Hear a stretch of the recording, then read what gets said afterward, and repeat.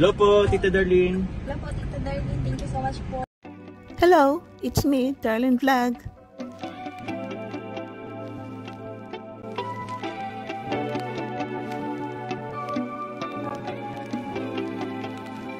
Sa ibang bansa po ito nagtatrabaho po. Dati? Ngayon? Wala na po siya. Wala na po. Nagka-cancer po siya sa GD. Grabe. So, kumusta kayong tatlo? Okay lang po. Okay naman. Saan Okay. kayo nahihirapan dito sa araw-araw? Sa pagkain po. Magkain.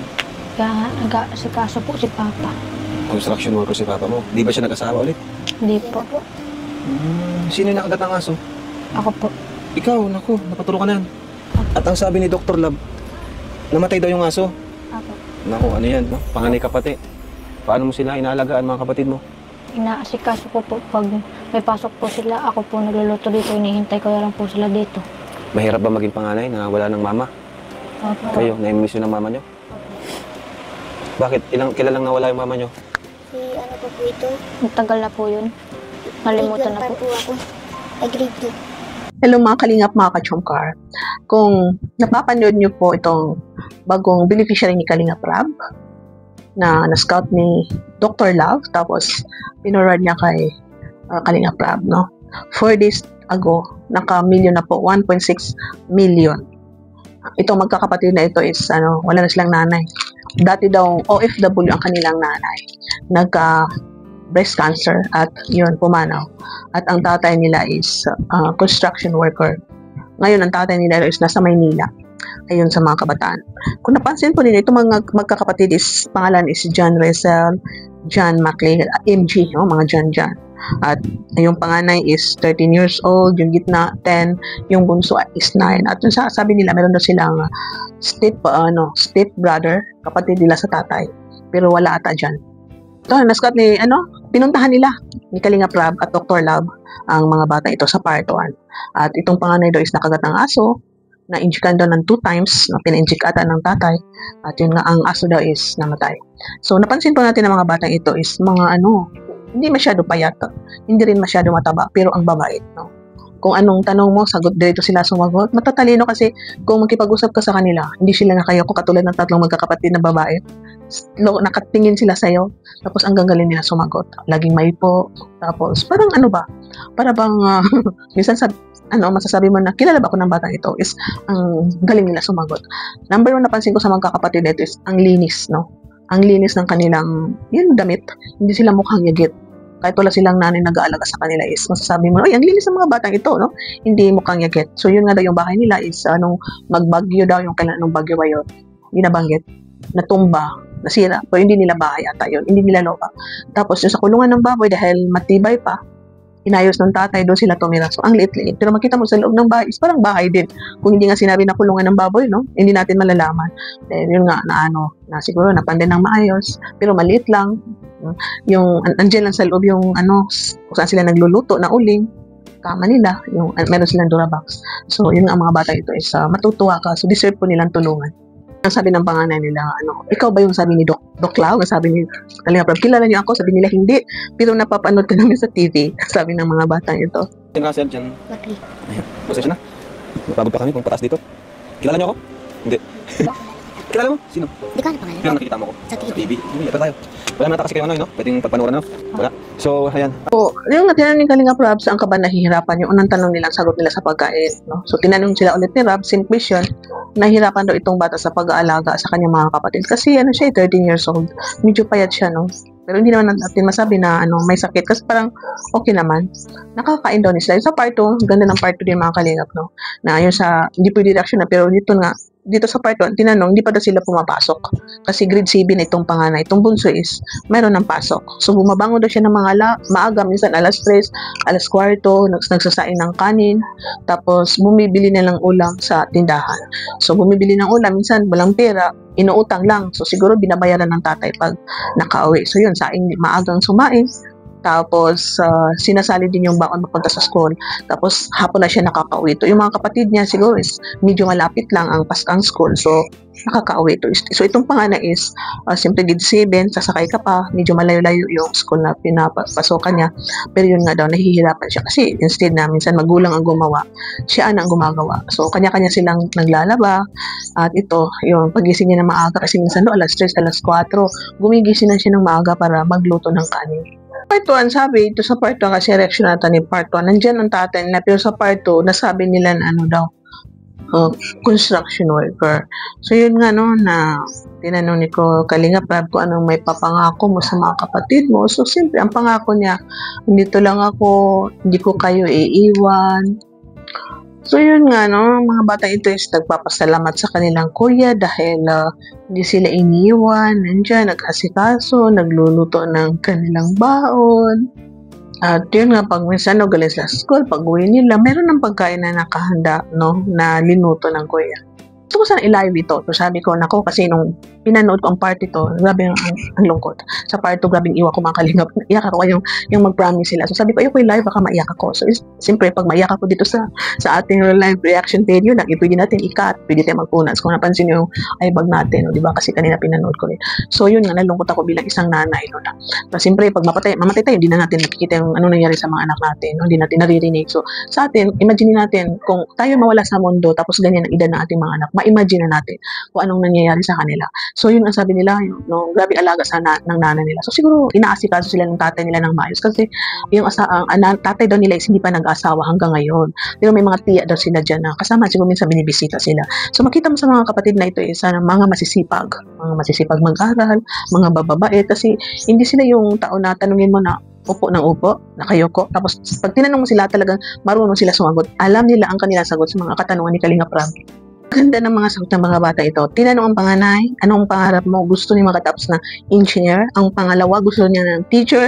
Ang bunso is police. So, may kanya-kanyang pangarap ang mga batang ito. So, alam nila siguro yung trabaho na papasukan nila. Kasi, ba't nila naisip ang gano'n, no? Hindi ba yung ibang bata na pag tinanong mo, anong gusto mong matapos? Anong pangarap mo? Hindi sasagot na. Ang sasabihin lang, basta makatapos ng pag-aaral. Pero ito sa murang edad ng mga batang ito is alam na nila ang kanilang mga pangarap. O diba? So tayong mga magulang, kung nakikita natin ang mga anak natin na maliit pa, may pangarap, nakaka-inspired po yun para magsumikap na paaralin ang ating mga anak. Nga ang advice sa kanila ni Kalinga Prab na huwag kayong maghiwa-hiwalay. Kung may aampon sa isa, huwag kayong pumahiyag kasi mahirap yun. So siguro ang mga batang ito, kung nandyan pa ang suporta ng tatay nila, lalo na ngayon na may kalingap na ang susuporta sa mga batang ito, hindi yan sila papayag na i-adapt. No? Walang mag-adapt din sa kanila. At yun, itong mga bata ito is very close ata sila. So normal din na minsan dahil magkakapatid, mga bata, minsan may hindi pagkakaintindihan. Pero yun nga, so habang ganyan pang edad nila, sana sama-sama sila hanggang sila lumaki. So pagdating ng panahon, kasi magtatrabaho, siyempre magkakaroon ng sarili-sarili ng family, siyempre may maghihiwalay. Pero pag close kayo magkakapatid, kahit magkakahiwalay na kayo ng bahay, magkakahiwalay kayo ng lugar na tinitirhan, talagang may connection pa rin, may contact pa rin sa isa't isa dahil mamimiss ninyo ang inyong mga kapatid. Pansin ko dito sa panganay, very emotional siya, no, matamlay. Siguro sa dahil panganay siya, naisip niya yung sitwasyon nila. Tapos yung mga kapatid is, nagsasabi na grade 7 na po siya, minsan silang biglang sasagot, no, na concern sila sa kuya nila, na nandyan pa rin, mahal pa rin nila, mahal na mahal nila ang kanilang kuya. Kung 13 years old siya ngayon, tapos 10 years old namatay ang kanilang nanay. So 3 years ago namatay ang kanilang nanay. OFW daw. Tapos umuwi dahil meron siyang cancer, breast cancer. Galing nila. Tinanong sila ni Kalinga Prab, anong ginagawa ninyo na para hindi kayo malungkot? Yung isa daw, yung humingiti na lang. Yung bunso hindi na lang daw niya isipin yung mga nakakalungkot, no? Na masasaya na lang iniisip niya at biglang niya ngiti, no? So, ang mga bata is marunong sumagot. Pero, sa real talk is, kung nawala ang magulang natin, kahit isipin natin yung mga masasaya. Pag naalala mo yung nanay mo, masasaktan ka. Ganda din sa nanay, no? Ganda din sa nanay, pag nawalan ka ng anak, naku, huwag naman po, no? Pero, iniisip mo nilang kasi pag umalis yung anak mo, napupunta sa ibang lugar, matagal kayo magkikita, naiiyak ka na. Paano pa kaya yung mga ganyan, no? So, ay, nako pala. Dear Lord, palayo mo sa mga ganyan. Alam ko, naiintindihan nyo rin ang ibig kong sabihin kasi mga nanay din po kayo. Tawa ako dun sa tanong ni Rab na itong gaganyo sa pera? Ibibili daw nila ng bigas, pang-ulam, no, sa school. At sabi ni Rab, hindi ba kayo bibili ng laruan? Hindi na po kami naglalaro. Baka gusto ng Barbie doll. Hindi po, pang babae po yun. So, marunong. Marunong ang mga batang ito. Po, binigyan sila ni Kalinga Prab ng 6,000 pesos, 15,500, tapos 6,000 pesos lahat. So, natutuwa sila, no? Masaya sila. Nag-thank you nga sila. Pero nung tanong sila ni Kalinga Prab, yung panganay, ba't ka umiyak? Masaya daw siya. Pero normal na tayo na, no? Kahit masaya tayo minsan, mukha tayong malungkot dahil yung natutuwa tayo, no? Lalo na pag nung magulang mo, wala na, maalala mo siya. So, grateful ang mga batang ito dahil na-scout sila ni Dr. Love, napuntahan sila ni Kalinga Prab. Talagang magaling siya sumagot. Thank you, Dr. Love, dahil na-scout mo kami. Thank you, Dr. Love, dahil sinabi mo kami kay Kuya Kalinga Prab, kaya kami nabisitahan. So, mga batang ito is matalino. Hindi nasabi yung achievements na ano sila dyan na pag-usapan kasi wala pa atang nakita si Kalinga Prab na mga ano dyan, no, naka-display na mga academic awards. Pero I'm sure, sa galaw ng mga batang ito, pananalitan nila, masasabi ko na mga batang ito is nag-aaral ng mga ayos, mga matatalino. Pala no, bagyong Pipito yung nakasira ng bahay nila. So, hindi na doon sila babalik doon kasi nahirapan daw ang papa nila. So, samantala, dyan sila muna dyan sa ng kulungan ng baboy. So, yun ang mga Kalinga, mga ka-Jomcar. Panoorin po ninyo ang full video sa channel ni Kalinga Prab. Paki-like po ang ating video. Paki-subscribe po sa hindi pa nakasubscribe dyan. At siyempre, paki-click ang notifications para makatanggap pa kayo ng notifications every time na mayroon tayo upload. At please don't skip ads. Shoutout kay Kuya Val, kay Ate na Vlogs, kay Kalinga Prab, at sa lahat ng mga Kalinga partners, mga realtors, mga charity vloggers. Kasamaan ko sa Karipa Karaba. Shoutout sa inyo lahat na Jomcar community na sumusuporta sa Kalingap at sa Jomcar. Shoutout sa inyo lahat. Jomcar fans for life, solid mga supporters. I love you all and see you in my next reaction video. Bye! Keep smiling. John for it, God is love. Yun nga ang advice ko sa mga kapwa babae, kapwa mga nanay, no, na may mga anak na hindi natin maiwasan yung kamatayan dahil lahat tayo ay babalik at babalik sa lupa kung saan tayo nanggaling. Pero kung maaari na pwede natin mapigilan, pwede natin pigilan pero talaga hindi natin pipigilan. Pero binibigyan tayo ng Panginoon ng freedom of choice sa mga kinakain natin kasi kadalasan talaga is ang sakit talaga is nagsisiwala sa kinakain natin. Paano tayo? Minsan parang may genes itong cancer, no? May genes ang cancer, itong mga diabetic, genes din yan. Pero pag diabetic ka, tapos nagka-diabetic ka, parang mahuhold ata yung diabetic ka sa pamamagitan sa pag-iwas ng mga bawal, katulad din ng mga high blood cancer, no? Nagkakaroon ng cancer dahil din sa mga kinakain, no? Kaya, so hindi health ang pinag-usapan natin dito. Ang aking point ko lang is mag-ingat tayo dahil kung alam natin na may mga anak pa tayong maliliit, mahirap maiwan. Kung malalaki na sila, nakatapos na sila sa pag-aaral, may mga trabaho na sila, may kanya-kanyang family, na stable na yung mga anak natin sa pamamagitan ng ating pagsusumikap na magkaroon sila ng magandang buhay, pwede na natin masabi na, ay, pwede na ako magpahinga dahil yung mga anak ko is nasa mabuti na silang kalagayan. Pero pag maliliit pa, no, umiiyak tayo, Lord, ayaw kong iwanan yung mga anak ko. So, minsan, may mga time na kahit anong hingi natin sa Panginoon, kung talagang kukunin tayo ulit. Pero yun nga, iwas-iwas pa rin tayo kung meron tayong nararamdaman. Nagsasalita ko, pero ako isa akong mahilig minsan sa mga bawal na pagkain. No? So, minsan ako control, minsan hindi. Pag naisip natin, ay bawal pala ito. So, makontrol natin. Pwede tikim-tikim lang kasi nagpikrave ka. Huwag na lang palagi. So, yun nga mga kapananay, no? Dahil masakit po maiwan ang ating mga anak. Katulad niyan, tingnan natin sila. No? May mga malilit pa tayo. Kawawang-kawawa yung mga bata. Buti yung tatay nila hindi nag-asawa. Ay, paano kung mag-asawa yung tatay na naiwan mo, no? Aapihin yung mga anak mo, di ba? Puti kung mababait yung mapangasawa. So, swerte din ang mga bata. So, yun nga po mga Kalinga, mga ka-Jomcar, no? Dahil nakakalungkot po maiwan ang mga anak.